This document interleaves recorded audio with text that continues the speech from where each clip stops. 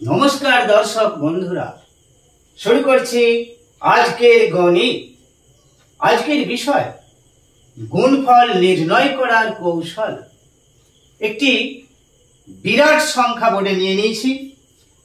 এই সংখ্যাটির মধ্যে রয়েছে 13টি অঙ্ক, 13টি ডিজিট।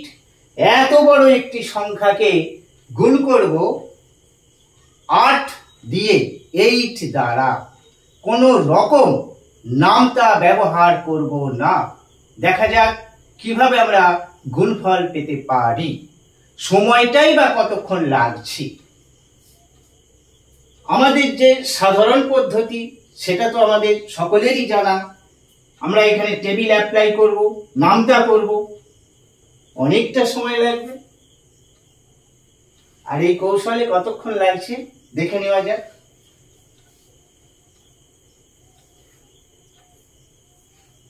One, 2, 5, 2, 2, 7, 8। আমরা পেয়ে গেছি গুণফল। আমরা পেয়ে গেলাম গুণফল। কতক্ষণ সময় লাগলো লিখতে? যেটুকু সময়, এই অঙ্কগুলিকে লিখতে যেটুকু সময়, তার মধ্যেই আমাদের হয়ে গেছে গুণফল নির্ণয়। কিভাবে এটি সম্ভব হলো, কি কৌশল রয়েছে এর মধ্যে জানব। It is a parasitic number. Parasitic number is a natural number. Actually, parasitic, it is a biological term. পরজীবী সংখ্যা, পরজীবী। It is parasitic number when multiplied by n. It is n. N is a single digit natural number. 2, 3, 4, 5, 6, 7, 8, 9 যা খুশি হতে পারে n এর মান। এক অঙ্কের যে কোনো স্বাভাবিক সংখ্যা, এক অঙ্কের 2, 3, 4, 5, 6 হতে পারে। প্রত্যেকটি সংখ্যারই রয়েছে প্যারাসাইটিক নাম্বার। এই সংখ্যাটি হলো 8 এর প্যারাসাইটিক নাম্বার। আরো কয়েকটি দেখাবো প্যারাসাইটিক নাম্বার। গুণফলটা কিভাবে পেলাম এবার আসছি সেই কৌশলে। গুণফলটা কিভাবে পেলাম? It is original number.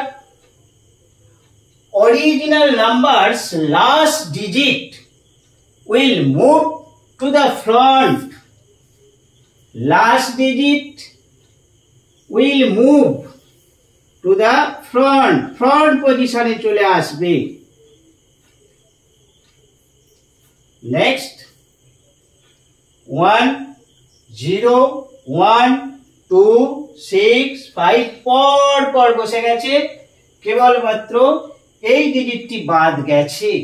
এই ডিজিটটা তো এখানে চলে এসেছে, প্রথমেই চলে এসেছে। তাহলে এই সংখ্যাটি হলো 8 এর প্যারাসাইটিক নাম্বার।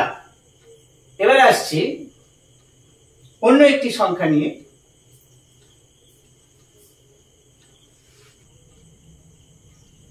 আবার নিয়ে নিয়েছি একটি বিরাট সংখ্যা।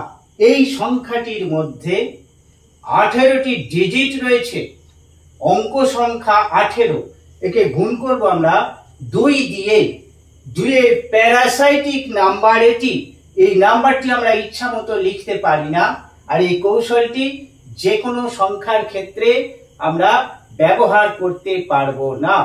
প্যারাসাইটিক নাম্বারের ক্ষেত্রে এটি প্রয়োগ করা যাবে। এই সংখ্যাটিকে ইচ্ছা মতো লেখা যাবে না। একটু আগে দেখালাম 8 এর প্যারাসাইটিক নাম্বার, এখন 2 এর দেখাচ্ছি। গুণফলটা কিভাবে আমরা পেতে পারি নামতা ছাড়া? দেখা যাক। এইটাই লিখতে হবে, এইটাই লিখতে হবে। শুধু লাস্ট ডিজিটটা মুভ করে যাবে, চলে আসবে ফ্রন্ট পজিশনে। ফ্রন্ট পজিশন, সামনে চলে আসবে লাস্ট ডিজিটটা 2। এরপর কি করতে হবে, এটি যা আছে লিখে দিতে হবে 1052 6315 7894 7894 7894 7368 7368 7368 আর এখানে 4 আর 2টা চলে এসেছে, 2টা সামনে চলে এসেছে। তাহলে 18টা সংখ্যা, 18টা অঙ্ক ডিজিট, এই সংখ্যাটির মধ্যে 18টা ডিজিট আছে কিনা 1 2 3 4 5 6 7 8 9 10 11 12 13 14 15 16 17 18 হয়ে গেছে গুণফল। এটি হলো 2 এর প্যারাসাইটিক নাম্বার। এবারে আসছি আরো একটি সংখ্যার প্যারাসাইটিক নাম্বার নিয়ে। 205 128 205 একে আমরা গুণ করব 4 দিয়ে। আগে যেগুলো দেখালাম তার থেকে ছোট, একটু সংখ্যাটি একটু ছোট, এখানে রয়েছে 6 ডিজিট। দেখা যাক আমরা গুণফল কিভাবে পেতে পারি। এটি 4 এর প্যারাসাইটিক নাম্বার, 4 এর 4 এর প্যারাসাইটিক নাম্বার। এই লাস্ট ডিজিটটা চলে আসবে ফ্রন্টে, সামনে চলে আসবে লাস্ট ডিজিট। এখানে 5 আছে, তাহলে 5টা এখানে বসে যাবে। এরপর এই পর্যন্ত লিখে দিতে হবে 12820। আমরা পেয়ে গেলাম গুণফল 4 প্যারাসাইটিক। 4 এর আরো একটি নিয়ে আসছি 9487 179487। এই সংখ্যাটিকে গুণ করব 4 দিয়ে। It is a parasitic number.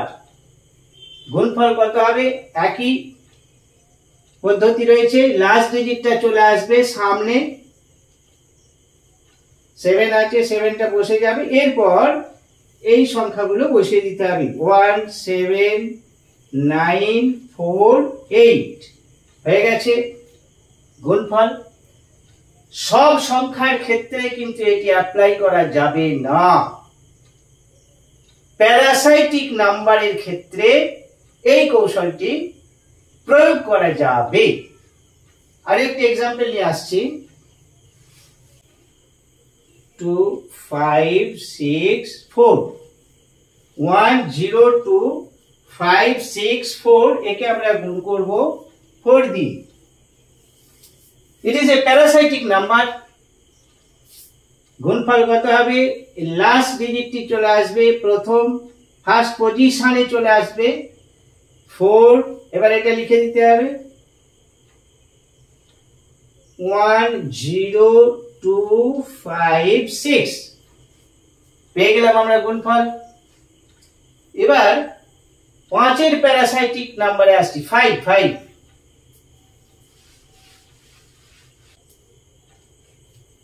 2857 একে আমরা 5 দিয়ে গুণ করব। It is a parasitic number. গুণফল কত হবে, লাস্ট ডিজিটটি চলে আসবে ফার্স্ট পজিশনে। লাস্ট ডিজিট কত, 7 71428 আমরা পেয়ে গেছি গুণফল হয়ে গেছে। এই ছিল আজকের বিষয়। আবার দেখা হচ্ছে খুব শীঘ্র, পরবর্তী কোনো গণিত কৌশল নিয়ে হাজির হচ্ছি। দেখতে থাকুন।